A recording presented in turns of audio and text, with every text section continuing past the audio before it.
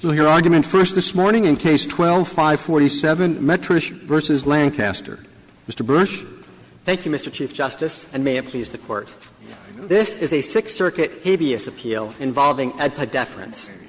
Harrington v. Richter holds that a federal court may only overturn a state court conviction that is such an erroneous misapplication of this Court's clearly established precedent as to be beyond any possibility of fair-minded disagreement, that is, an extreme malfunction. Here, a fair-minded jurist could conclude that the Michigan Supreme Court's Carpenter decision was neither indefensible nor unexpected when it simply applied plain statutory language in accord with well-established Michigan interpretive principles. Accordingly, the Michigan Court of Appeals' application of Carpenter was not error, and the Sixth Circuit should be reversed. I'd like to begin with the statutory text. In 1975, the Michigan legislature passed a comprehensive mental capacity affirmative defense statute. In it, the defenses are defined for mental illness and mental retardation, but it says nothing about diminished capacity. And that silence is crucial here because in Michigan, for over 200 years, it has been a code jurisdiction, which means that if the statutes address a particular area of criminal law, only that statute applies, and the Michigan courts are not allowed to either add to or subtract from that statutory text. So only the Michigan legislature had the power to add a diminished capacity defense. 200 years, you say that? Yes, actually, even before Michigan was a territory, before it was a state, in 1810, it passed a law that abolished common law criminal principles when there was a statute that addressed the subject matter. There was some law in effect in Michigan on this subject from the year 1973 till the year 2001. There was no statute, and there was no ancient common law. But what was, if I ask you the question, what was the law in Michigan on diminished capacity from 1973 to 2001, what would you respond? It changed one time. In 1973, there was a Michigan Court of Appeals decision that recognized as a matter of common law the diminished capacity defense. But that was set aside by the 1975 statute, which established all the comprehensive diminished capacity defenses available and left out diminished capacity. So in 1975, 1976, 1978. How was the Michigan Court of Appeals construing the defense? Did it say? It didn't say anything about the 1975 statute. Well, what the Michigan Court of Appeals did beginning in 1978 in the Mangiapane case was to ask, is diminished capacity part of the statutory code?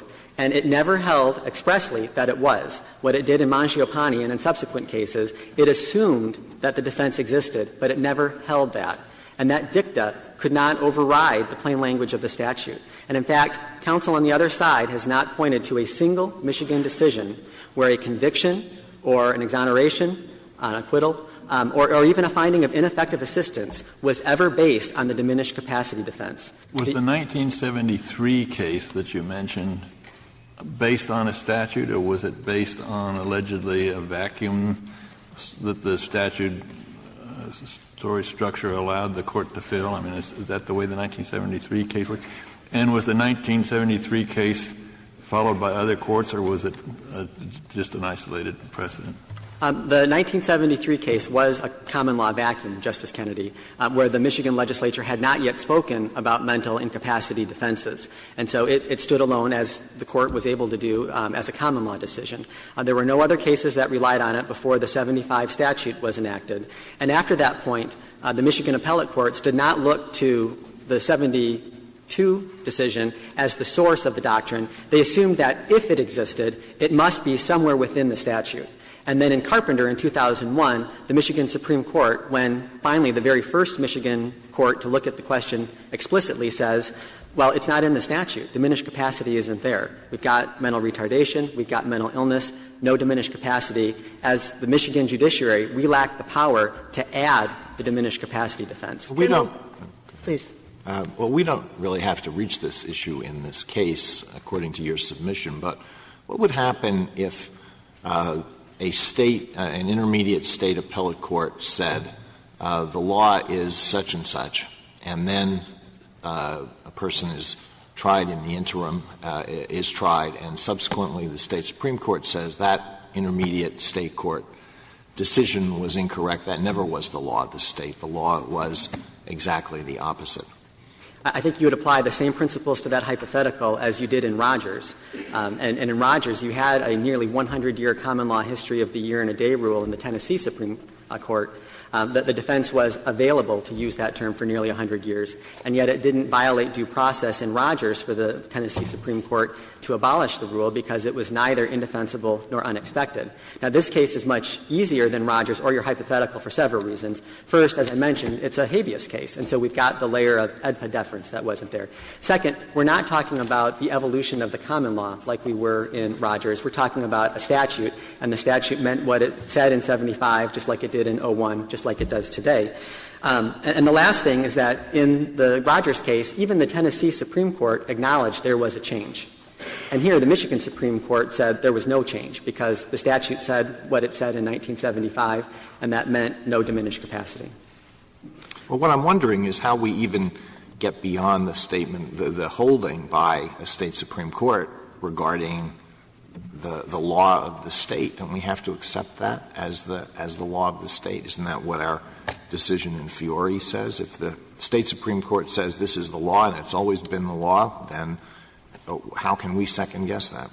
Well, Justice Alito, I would think about it in two pieces. And the first piece is, can you second-guess the Michigan Supreme Court's interpretation of the statute? And I think the answer there, everybody has to agree, is no.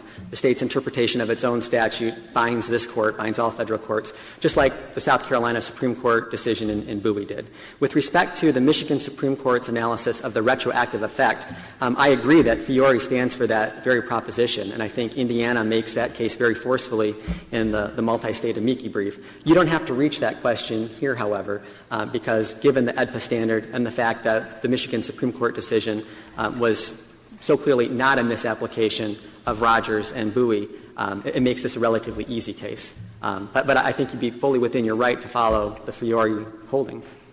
You suggested, General, that the fact that this is statutory makes your position easier.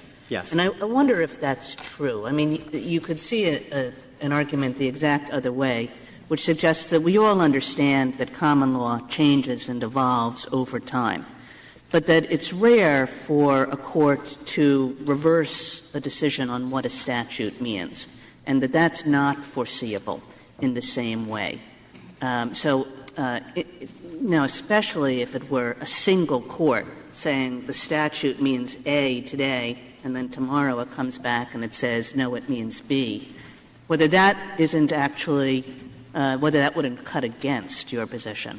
Justice Kagan, I think this is the easiest case because it's not just statutory interpretation. It's statutory interpretation of a statute that is just plain on its face. If you had an ambiguous statute, then maybe there would be some more uncertainty. But where you've got a statute that enumerates several defenses, does not include diminished capacity, and under Michigan law, if it's not enumerated, it's not there and the courts can't add it, that does make this easier. I think it was probably a bigger challenge in Rogers, for example, to acknowledge that, one, Tennessee law had changed right out from underneath the defendant, and yet even given that change, this court was comfortable that it was not indefensible or unexpected. I think what about the Michigan Court of Appeals? There's only one Court of Appeals, right? Correct, Justice Ginsburg. And so that court several times recognized diminished capacity as a defense. Well, it didn't recognize it as a defense in the sense that it analyzed the statute and said, yes, the defense is available. It, in many instances, assumed that it might exist, and if it did, then this is the result. The closest it comes is this Mangiapane decision in 1978, and the court says very specifically there that the definition of mental illness in the statute is similar to diminished capacity. But the court says at page 247 of the Northwest Second Report, the court was not prepared to say they are identical. Your colleague says that there were 130 appellate decisions. I take it that's the Court of Appeals decisions recognizing diminished capacity as a defense. Recognizing it as a possible defense. Again, in every single one of those cases, all of which would be contrary to the statutory language, incidentally, not a single one of them did a conviction or an acquittal or a finding of ineffective assistance ever turn on that point. And so in that sense, it's also, again, very much like Rogers, where this Court said that the year-and-a-day rule had never been used for an acquittal or a conviction in any Tennessee case. And so the question is, again, through the AEDPA deference lens, which is very high, was the Carpenter decision defensible and expected?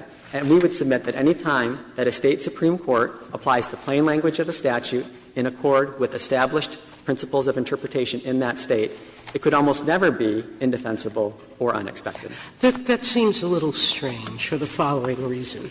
Just as I think this case presents an example. You're claiming it's clear because the Supreme Court said it was clear. But the Court of Appeals in Mangiapane, whether or not it assumed it or not, did an analysis that clearly says that it believes that the definition of legal insanity includes diminished capacity. Its holding didn't need that analysis because it could have assumed it and then just said, but no notice was given, so the defense fails here. But it took the time to analyze just this question and came to a contrary conclusion. Its contrary conclusion was that legal insanity was a broad enough term under Michigan law to encompass this defense. The State Supreme Court has now said, no, it's not. But I don't know that that makes the statute any less ambiguous merely because the Court announces that it thinks it's not. Well, two responses to that, Justice Sotomayor. First, I want to be, again, very careful about what Mangiapane actually held. It did look at the statutory language, and at page 247 said, we are not prepared to say they are identical, meaning the definition of mental illness and the concept of diminished capacity.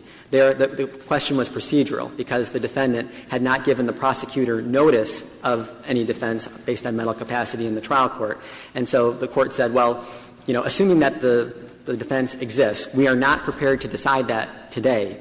You would have had to give statutory notice. I would have thought you can get to your second, but I would have thought your first response to the question would have been to deny that you say it's clear because the Supreme Court of Michigan has said so.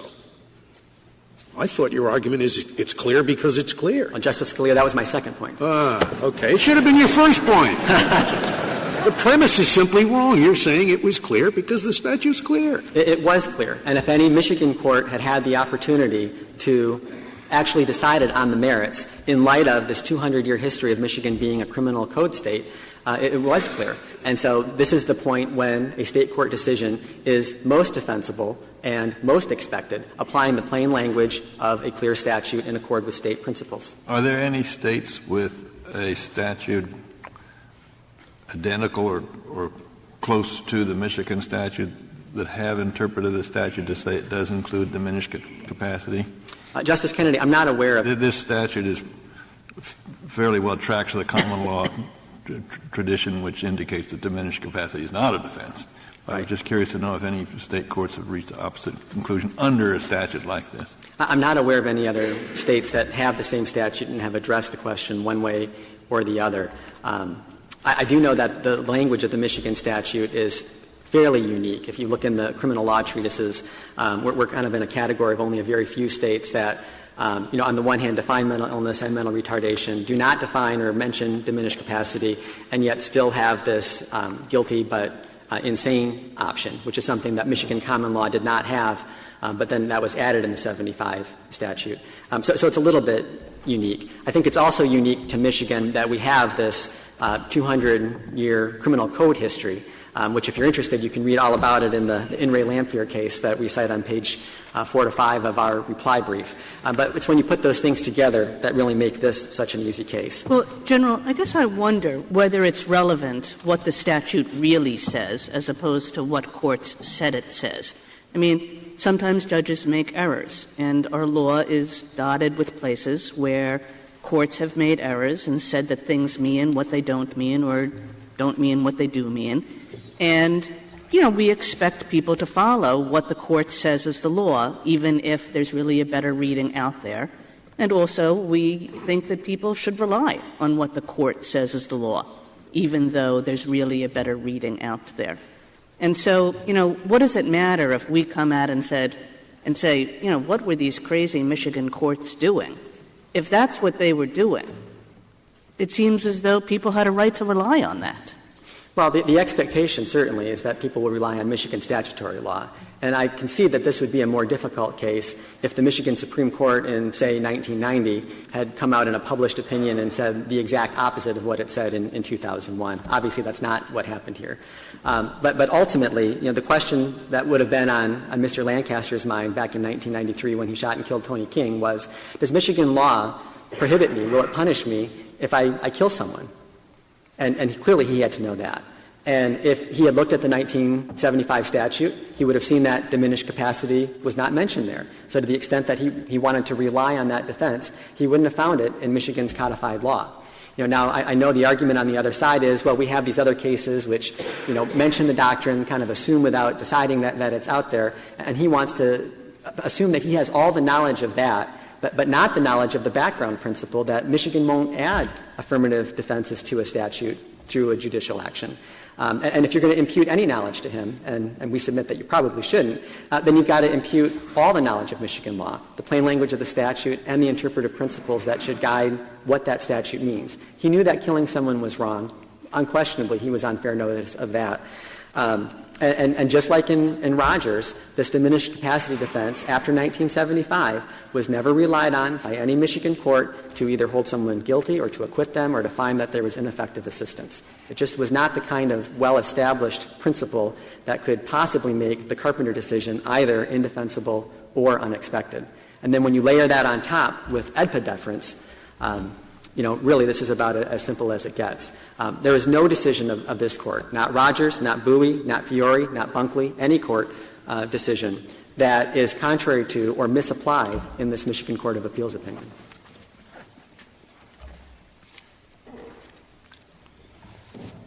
Unless the Court has any further questions, I'll reserve the balance of my time. Thank you, counsel.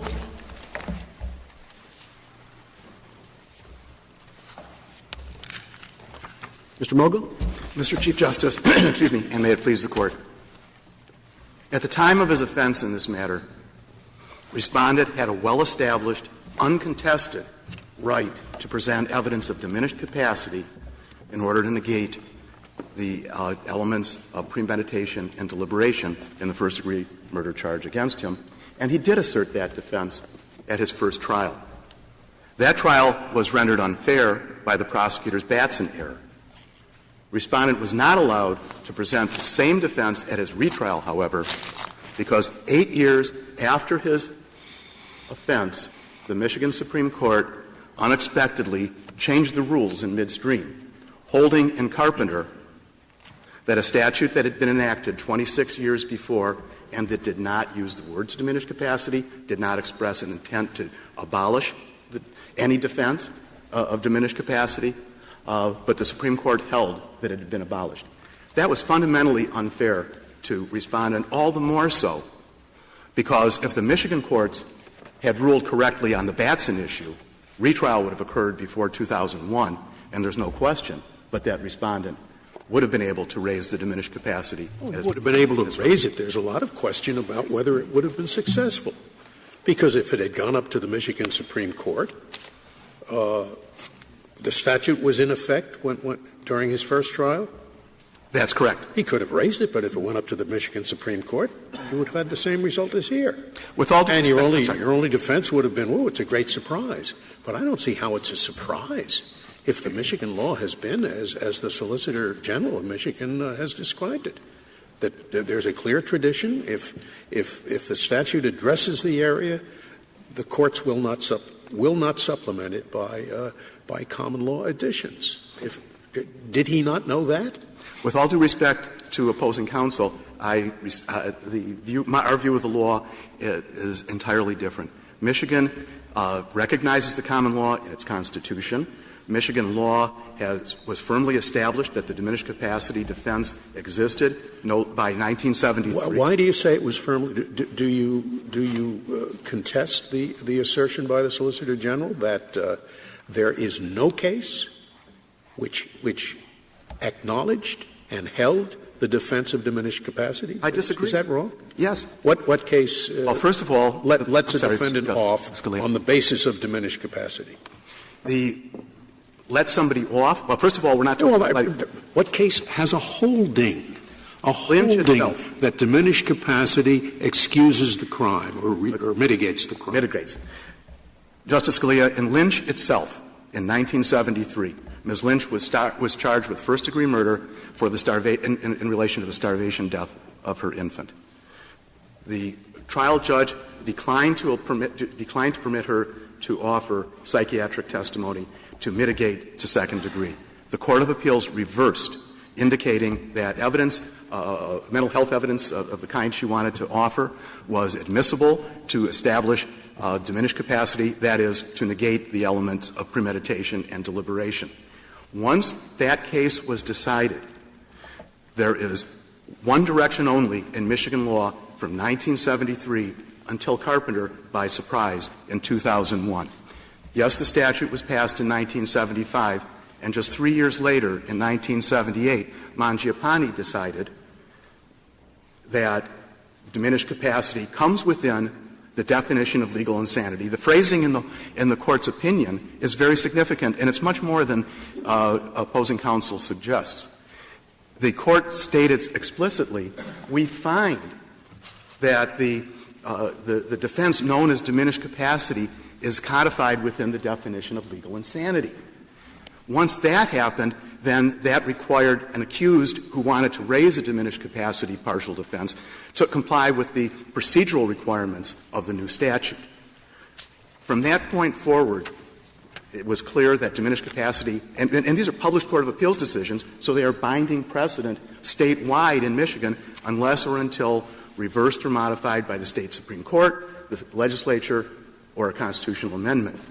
Once that happened, there is not a case, including in Carpenter itself, where the prosecution objected to the admissibility of diminished capacity evidence. It was so well established, it was beyond question. It was so well. The question that was asked was, on the bottom line, the end of the day, yes, did anybody get sentenced less? Did it affect the outcome? You gave a case where the defendant was allowed to raise diminished capacity, but are there cases where the defense was successful on merits? Justice Ginsburg, I think that's a very important question. The closest I can come, the first part of my answer is in the Griffin case in 1989, in an order, which was a dispositive order and therefore was precedent, the Michigan Supreme Court disposed of an application for leave to appeal by vacating, remanding a case for an ineffective assistance hearing because of defense counsel's failure, inter alia, to consider a diminished capacity defense. That order could not have occurred unless the Supreme Court had determined that diminished capacity was a valid defense. Or a second part. Is that correct? Wouldn't the Supreme Court have done that if it thought that at least it was arguable? I respectfully submit that under Strickland analysis, no. If it's not an established defense, if it's not something that would arguably come within the Strickland framework, there would not have been a remand. That would have been a question of a lawyer trying to be creative, but it wouldn't implicate Strickland principles. I'm a little surprised at your answer, and Justice Scalia's question indicates the same. If the law was as well settled as you say it was in the appellate courts, then it seems to me certainly counsel should raise it and is arguably deficient for not doing so. Whether or not he'll prevail at the end of the day is something quite different. Justice Kennedy, I believe that the basis for a remand in a case like this, and this is not an unusual kind of a situation in practice, is where the law is clear, then the remand is to determine the factual basis for the defendant's claim. Were the facts such that a reasonably competent attorney should have been expected to investigate and raise it? You said your view of the law was, so well established as to be beyond question. That is the standard under AEDPA, right? Well, you have to be that right to prevail, right? What I have to establish is that the decision of the Michigan Court of Appeals here was objectively unreasonable. And whether it's beyond question, I think we certainly have objectively unreasonable ruling for the reasons that it was without — not only was it well established, and I want to weave into this the second part of what I'd like to answer of Justice Ginsburg's question. I think it's very important in understanding the question of reversals or not, what the lay of the land was. Because where you have a framework that allows a defense to be raised and prosecutors aren't objecting, the application is going to be a factual matter for a jury to decide. So it's not going to be something that's going to percolate up into appellate legal issues. It's going to be successful sometimes. It's not going to be successful sometimes. And there are no statistics on that. But it won't present a legal issue. And that's in no small part why the question of, well, what about a reversal? Well, in Griffin, you described Griffin in your brief as follows. The Court vacated, reversed, and remanded the decision below based on, quote, defendants claim that trial counsel was ineffective for failing to explore defenses of diminished capacity and insanity. Yes. And insanity. So it wasn't limited to diminished capacity. And that's why it was insanity in general. No. It was both. The insanity defense is separate from diminished capacity, which is a partial defense. In fact, at Respondent's first trial, prior counsel had raised both. At retrial, I only wished to raise the diminished capacity defense. The law recognizes the difference between the two in Michigan. Had diminished capacity not been a recognized defense, the Court's order, I respectfully submit, would have been worded just with respect to insanity. There would have been no legal basis for for including the reference to diminished capacity. Mr. Mogul, as I understand your burden here, it's not enough to show that Michigan law seemed to be what you say it was, but it has to have been what you say it was. Yes. And there was an evulsive change by the Supreme Court. I agree with that, Justice Scalia, and I think that's what we have. We have from — It's hard to believe that given the clear text of the statute. The problem, I respectfully submit, is that nobody in Michigan until Carpenter — and that sounds like an extreme statement, but again, the record is clear. Prosecutors weren't objecting. There's a state bar committee on criminal jury instructions whose responsibility it is to come up with standard jury instructions on areas of law that are agreed upon and routinely enough raised in court to warrant a standard instruction. That committee is comprised of judges, prosecutors, and defense attorneys. In 1989, that committee promulgated a diminished capacity instruction. That's how well established it was. Now, if a prosecutor raised that objection, knowing that the Court of Appeals would reverse the exclusion, right? I mean, it's clear what the Court of Appeals would have done, right? Yes. And once the Court of Appeals reversed it and said the trial was infected with that error, could the defendant be retried? What would happen because — Let's say he's convicted and I'm sorry, he's convicted of second instead of first. Could he be retried on first? That's right. But that's not the question. Could he be retried? On first, no. But — Well, then you'd be crazy to raise it as a prosecutor. No. Justice Scalia, the answer to your question is encompassed by the statutory scheme which requires advance notice. A defendant can't offer diminished capacity evidence in the middle of trial. A defendant has to give 30 days or whatever other time set by the judge notice, or had to at the time. If the prosecutor in any case believed that such evidence wasn't admissible, the prosecutor had plenty of time prior to trial to seek an in limine ruling from the trial court, to seek an interlocutory appeal from the Michigan Court of Appeals. You could get an interlocutory appeal on that. Absolutely. Okay. And I will tell you that prosecutors in Michigan are aggressive in seeking interlocutory appeals. So we have, again, it is so well established, there's not a contrary decision, there's not a question raised in any opinion or any decision. How many holdings are there? There are many mentions with the whole. I take it the answer is zero, right? I mean, no. I looked at your brief, and then I looked at their brief, and they say the answer is zero. Lynch is a holding.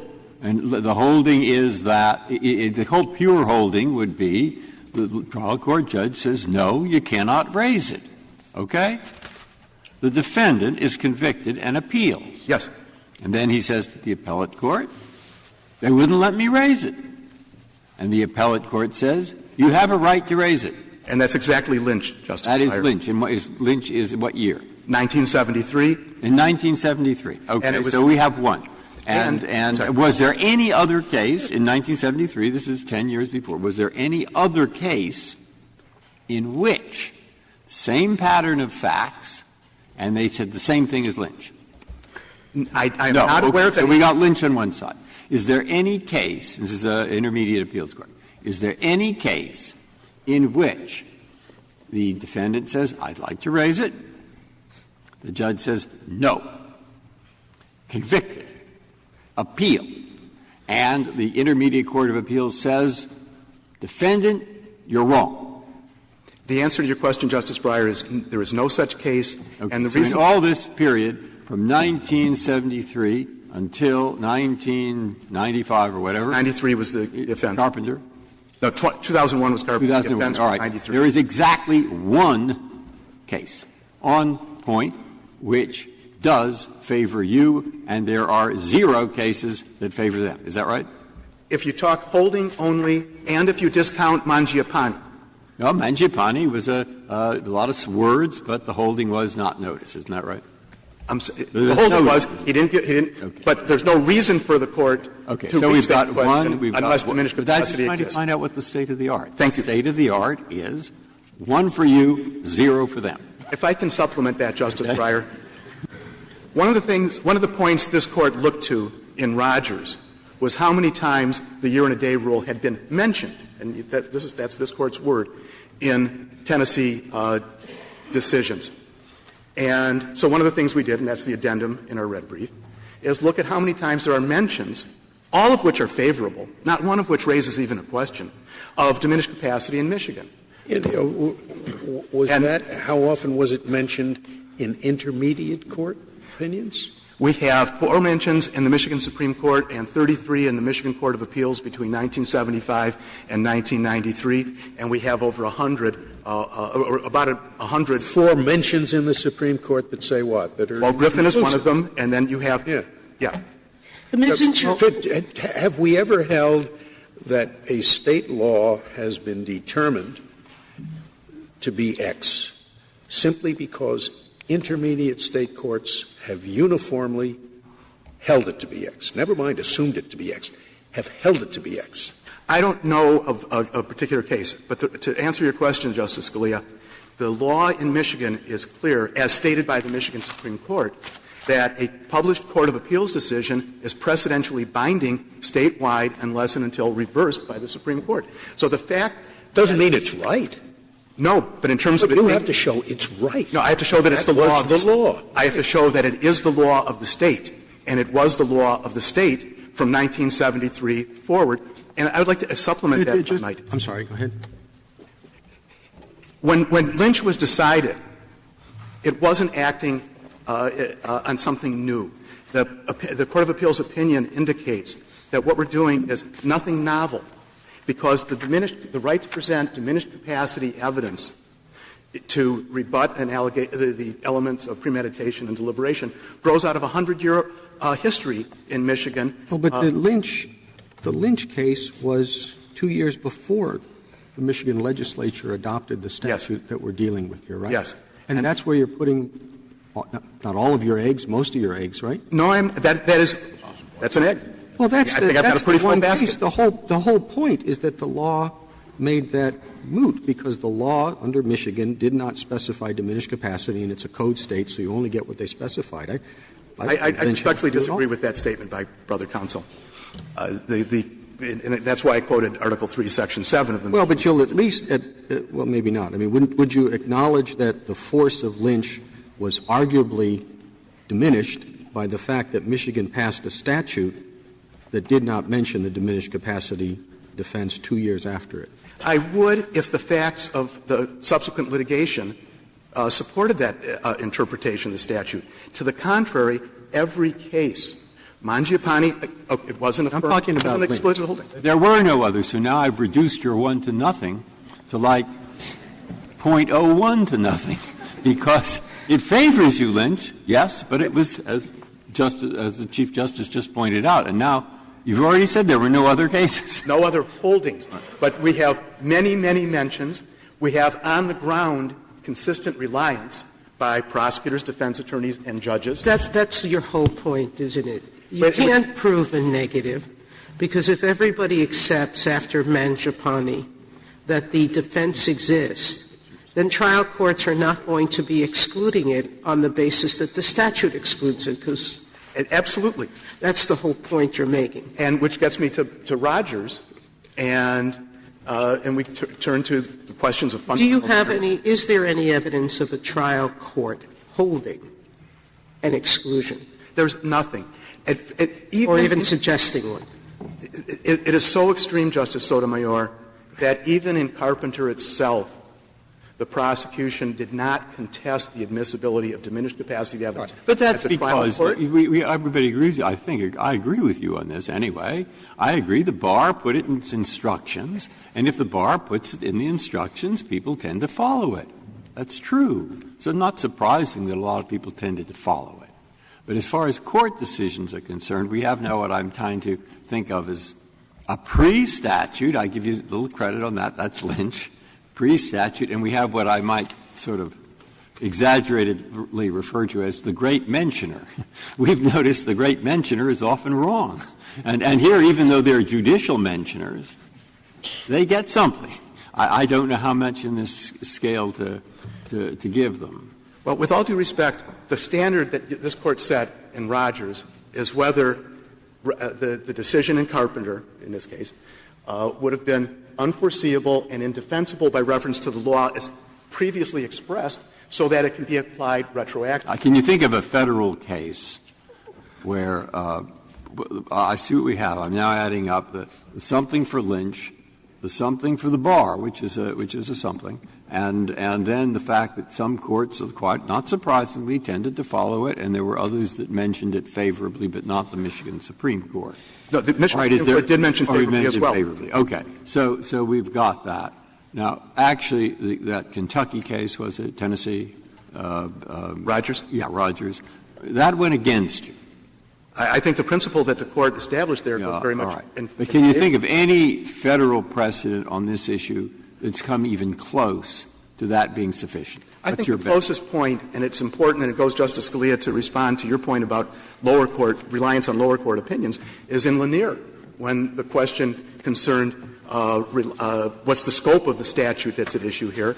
And this Court very explicitly stated that it's permissible for the world outside of court to look at lower court decisions, Court of Appeals decisions, in terms of what had been reasonably expressed. That's consistent. If you prevail here, it may well change the dynamic for State Supreme Courts. State Supreme Courts, much like us, they wait until Courts of Appeals have issued their opinions. They wait to see how the practical application of those works insofar as the fairness of the trial. They wait to see about scholarly commentaries, and then they take the case. If you prevail, State Supreme Courts are going to say, if we don't take this case, even though it does not present the issue as clearly as some later case might, if we don't rush in, then we're going to be foreclosed. I think you're proposing a dynamic which makes the Federal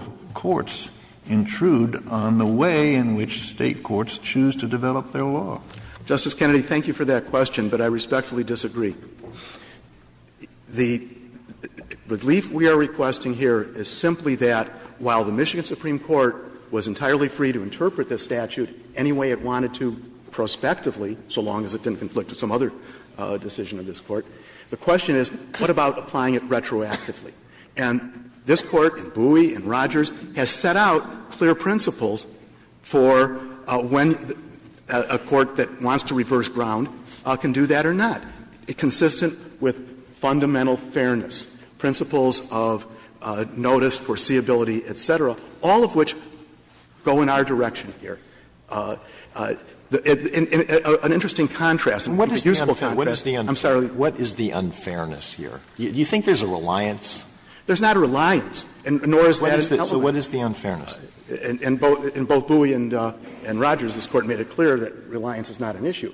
The unfairness, and that's a very important point, Justice Alito, is that by eliminating the right to present this category of evidence, mental health evidence that would show, if accepted by a jury, that the respondent was guilty of second-degree murder instead of first-degree murder, what the Court was doing was expanding the scope of premeditation and deliberation. They were aggravating the offense. That is a fundamental unfairness. But the case is very different from Bowie, which you rely on. In Bowie, it was the question of a rule that is governing conduct. People come onto premises. They have no reason to think that they are committing an offense if they don't leave when somebody asks them to, if they came onto the premise lawfully. So what the Court said in Bowie was that this is a regulation of primary conduct, and at the time these people acted, they had no reason to believe that what they did was unlawful. That's quite a different. Yeah, I agree with that, Justice Ginsburg, except that at footnote 5 in Bowie, this Court explicitly rejected the notion that subjective reliance by the accused is even an aspect of the test for determining. It isn't. Subjective reliance is what was the law. The Court said that the State Supreme Court interpretation of the statute was quite a surprise. Yes. And what the Court did in both Bowie and in Rogers was look at the underlying State law. In Bowie, the Court looked at the history of South Carolina law regarding trespass and found that until a year and a half later, it hadn't been construed to apply to a failure to leave as opposed to an entry. In Rogers, the Court surveyed the very sparse Tennessee authority on the year-and-a-day rule. That same analysis here must lead to a conclusion that all of the law in Michigan, and again, minimal holdings for the reasons Justice Sotomayor indicated, the minimal holdings, but all the mentions and the holding go in the direction of this existed. Well, it was relied on. It wasn't contested. I don't see how the question can be whether there was a change in Michigan law, because we can't second-guess the Michigan Supreme Court about what Michigan law was. Michigan law is whatever the State Supreme Court says it was. We might agree, we might disagree. So I think we have to start from the proposition that the law didn't change, because that's what the Michigan Supreme Court said. So there must be some other ex post facto principle that applies when there's a certain type of unfairness. And I wonder if you could articulate what that principle is. I would be happy to, Justice Alito. But first I want to address your point about having to rely on Michigan Supreme Court's determination of Michigan law, because this Court has made it very clear that you can't let a State court relabel something in a way that avoids Federal constitutional review. Chief Justice Rehnquist spoke to that point in Collins v. Youngblood. Justice Kennedy, you spoke to that in your dissent in Clark. Justice Scalia, in your dissent in Rogers, you spoke to the point, I think in an apt phrasing, this Court will rely on a State court's reasonable determination of State law. Yeah, two dissents is what you're referring to? I'm sorry?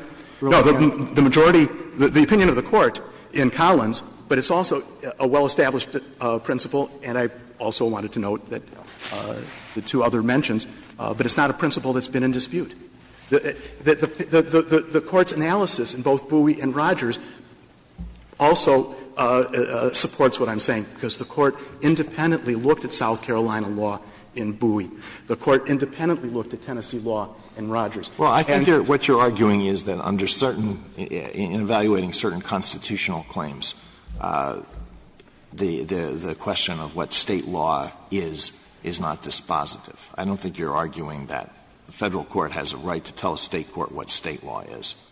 This Court certainly does not have a right to tell the Michigan Supreme Court going forward what State law is with respect to diminished capacity. Well, I mean, suppose this were a diversity case.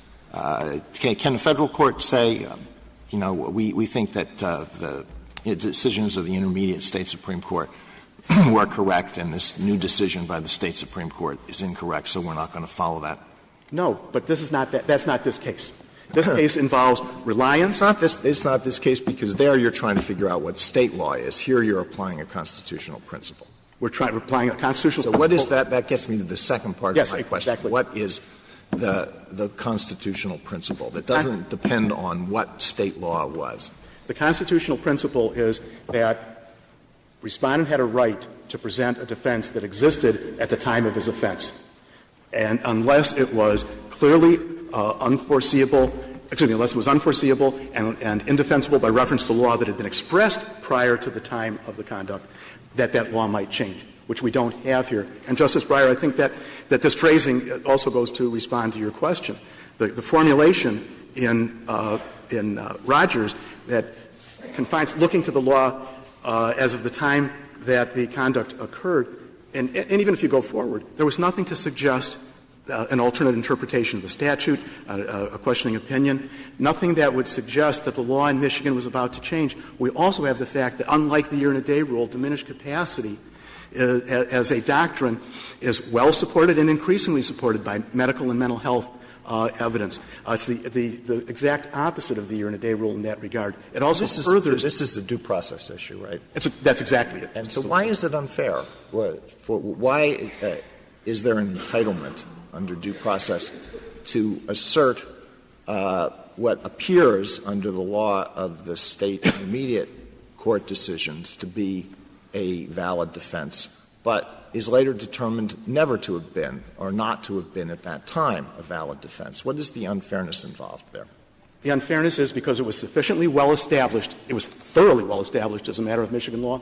So Respondent and everybody else in Michigan had a right to rely on it.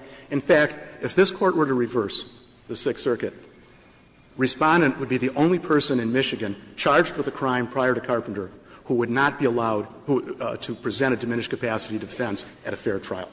That's how extreme the violation was. It isn't, because the alternative is you're going to allow the bar associations, helpful as they are, by writing instructions to determine issues that courts themselves have never determined, or at least not authoritative Supreme Courts. And that's a worrying matter where you're trying to create coherent systems of law. If I can quickly respond, Justice Breyer, I disagree that I'm in any way suggesting that turning anything over to the Bar Association, that the fact of that instruction is, I think, strong evidence of the reasonableness of reliance of the bench and bar in Michigan, but not looking to turn authority over to anybody. Thank you, counsel. Mr. Bursch, you have 13 minutes remaining. Thank you, Mr. Chief Justice. I think we actually have a lot of areas of agreement after 45 minutes of oral argument. Number one, Justice Breyer, is that there really is only one case in Michigan that reaches the holding that Mr. Carpenter would like, that you can assert this defense, and that was the Lynch case in 1973, which preceded the 1975 statute. And so under well-established Michigan law, again, in Ray Lamphere, Reese, which was their 2012 decision reapplying in Ray Lamphere, that code occupied the field. And at that point, the common law decision no longer existed. I think he contested that. I think he never went further into it, but he seemed to disagree with the proposition that where there is a Michigan statute, it can't be supplemented by the common law. I did not hear him say that, and if you go back and you read Reese and in Ray Lamphere, I don't know how anyone could possibly disagree with that. There are certainly areas. Just to interrupt you, he Sure. did challenge my premise when I presented that to him. So Okay. I do think he disagrees with it. Okay, well, then I disagree with that. If you look at In re Lamphere and Reese, it's well settled in Michigan that when the Michigan legislature speaks to a particular subject matter in criminal law, that the code controls and the common law cannot supplement it. The words of the Michigan Supreme Court in Reese itself were, the courts have no power to add an affirmative defense that the legislature did not create. And I really don't think there can be a dispute about that. Is this a one of a kind? I mean, that whatever the law was, it's clear from 2001 on. Are there any other people who are similarly situated, who committed a crime before 2001 but were tried after? I'm not aware of any, Justice Ginsburg, and the reason for that quirk is because his habeas process, by coincidence, happened to take such a long time. It's pretty rare that we're up here on a case where the murder actually took place 20 years ago and the trial shortly after that. But quirks in how long litigation happens don't determine whether people get the benefit of changes in law or not. What matters is the standard that this Court applied in Rogers and Bowie. Was the change, if there was a change, indefensible and not expected? Was there anyone prior to 2001 who couldn't raise a defense like this, who was precluded from doing so because a court thought, oh, you know, that the statute really clears the field and this defense is not available? Can you point to anything? We can't point to anything just like they can't point to anything. You've got well, I guess they can point to just a lot of people who were raising this defense. Right, and they can point to cases that assume without deciding that the defense might exist. And then it wasn't until 2001 when the Michigan Supreme Court became the first Michigan court to look at it. And I forget now who mentioned this. I think it was Justice Kennedy, that the Michigan Supreme Court did what this Court often does. It waited for the right case to present itself. And when it did, it applied the plain statutory language in accordance with Michigan Why was it the right I'm sorry.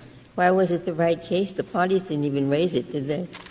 Well, it could be because the Michigan Supreme Court thought, there's enough confusion because of the mentions in the lower court that it's time that we address this. I don't know why the Michigan Supreme Court took it up in Carpenter. What I do know is that fair-minded jurists, which is the habeas standard, could agree that Carpenter was neither indefensible nor unexpected. And it's not a head-counting business, but I would note that the Michigan Court of Appeals here was unanimous. Previously, the Michigan Court of Appeals in Talton decided the year after Carpenter reached the exact same conclusion with respect to the due process question. So we've got 6 Michigan appellate judges looking at this. Going back to what the Michigan law said, I also heard my friend mention that the Griffin case, this is the 3-paragraph order where they remand for ineffective assistance. Well, Griffin is one of the cases that the Michigan Supreme Court discusses in Carpenter. And in the very next sentence, the Supreme Court says, however, we have never specifically authorized the defense's use in Michigan courts. It just wasn't there. What you have are these mentions, and then, as Justice Breyer mentions, you've got jury instructions, which are promulgated by the State Bar, not the State Supreme Court, or by any court for that matter. And what you have to ask yourself, is it objectively unreasonable? Is it beyond any possibility of fair-minded disagreement that a Michigan Court of Appeals panel could conclude that Carpenter was both indefensible and unexpected? Have you any idea, a rough estimate, how many cases there were between, say, 75 and 93 where this defense was raised? Well, all we have are the mentions in the appellate court. Which we have about no how record. Many? About 37, I believe. It was 4 Michigan Supreme Court opinions and 33 Court of Appeals, so it was 37. Now, of those, the Michigan Supreme Court itself said their 4 decisions didn't say one way or the other. Of the other 33, 32 of them weren't even binding on other Michigan Court of Appeals panels. As we explained in our brief, the Michigan Court of Appeals wasn't bound to follow any panel decision prior to November 1st, 1990. So those weren't even binding on the Court of Appeals itself. If you're thinking about what's firmly established, there were no roots at all to these mentions. It would be like walking past your neighbor's yard. If there's an oak tree there, you expect it to be there the next day. But if there's a small weed, you expect it to be pulled up and rooted out. And that's exactly what happened here when the Michigan Supreme Court finally addressed the question. You rely on Reese as establishing the principle that you cannot supplement the defenses in a criminal statute. But Reese was a 2012 case. Right. I mentioned Reese because it's the most recent application. It cites In re Lamphere, which is an 1886 decision, which itself references the 1810 Territorial Act, which abolished common law criminal principles if you have a statute. Do you have something like in the middle? There are many cases in the middle. There's at least a 1990 case, although I can't recall the name. If you just key cite or shepherdize in re Lancaster, you'll find scores of cases that rely on this proposition. I'm sorry. Then you're arguing Lynch was wrong to begin with, because what you're arguing is that it created a common law defense that the courts say you can't do under Michigan law. Right, exactly. You've got Lynch, which was the common law. No, but you're saying to me it was wrongly decided under this general. Oh, no. To be perfectly clear, what In re Lamphere and Reese and everything else say is that when the legislature has spoken to a particular area, then the courts cannot supplement. They had never spoken about mental capacity defenses prior to 1975, and so the slate was free for the courts to do what they wanted. So there's nothing wrong with Lynch in 73. The problem is continuing to assume that there was a defense that wasn't in the 75 statute. If you were representing a defendant in this position, you certainly would have raised the diminished capacity defense prior to Carpenter, wouldn't you? Undoubtedly. But I don't think it means that fair-minded jurists could not possibly conclude that Carpenter was both indefensible and not expected. And if you were a prosecutor, you would not have objected to that defense, would you have? Well, I don't know. If I was a prosecutor, I would have looked at the plain language of the statute. Do you have any reason to think that any prosecutor ever objected to such a defense? I don't know one way or the other. We just don't have the data for that. So ultimately what we're talking about here — I assume you'd need a case in which the prosecutor was pretty clear that a diminished capacity defense would prevail. Otherwise, the game wouldn't be worth the candle, right? That's exactly right, Justice. What's in the 37 cases then? They got up there. I assume the defendant must have brought them. If he must have brought them, he must have wanted to raise the defense, and somebody said no. No, I don't believe that there was a single case in those 37 where someone tried to raise the defense and the court said no, nor was there a case where the prosecutor said you can't raise the defense and the court said yes. It was just a number of cases. And, Mangiapane is really the paradigm example. The question was, did they give notice? If the defense exists, is it part of this statute? And all the Michigan courts agree that that has to be the case. But it's not till Carpenter where the court finally says, is it part of the statute, and says no. Just to go back to Justice Breyer's question, I mean, there may be no way you can answer this, but are we talking about, do 5 people a year, did 5 people a year raise this, or 20 or 100? I mean, what kind of numbers? All we've got are the appellate decisions referencing it. So right. We've got 37 Which we can't really cases. Tell because nobody was objecting to anything. Correct. Right? So you've got 37 cases over a course of 18 years, 75 to 93. That tells us maybe 2 cases a year in a system that processes thousands of criminal cases. There was nothing here that would make the Supreme Court's application of the plain language so indefensible, so unexpected, that no reasonable jurist could possibly have reached the same conclusion as now 2 unanimous Michigan Court of Appeals panels have. I wanted to touch briefly on the unfairness point, and Justice Ginsburg, I believe, brought up Bowie. And Bowie is really the perfect analogy because, again, under the AEDPA standard, it's Lancaster's burden to show that the Court of Appeals decision here was contrary to or a misapplication. And to the contrary, it was the exact application of Bowie. In Bowie, you had a clear statute that was very narrow, and the state court expanded it in a very unexpected way. And this court found that was indefensible and unexpected. The exact opposite happened here. You had the Michigan Supreme Court applying very narrow statutory language exactly the way it was written in accord with 200 years of interpretive principles.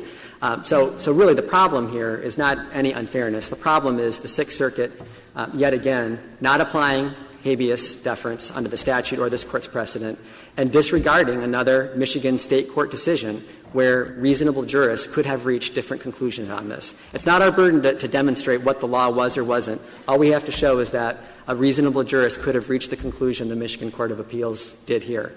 And there doesn't appear to be any question that's the case. You want us to say yet again when we write our opinion? Yes, Justice Scalia. If there are no further questions, thank you very much. Thank you, counsel. The case is submitted.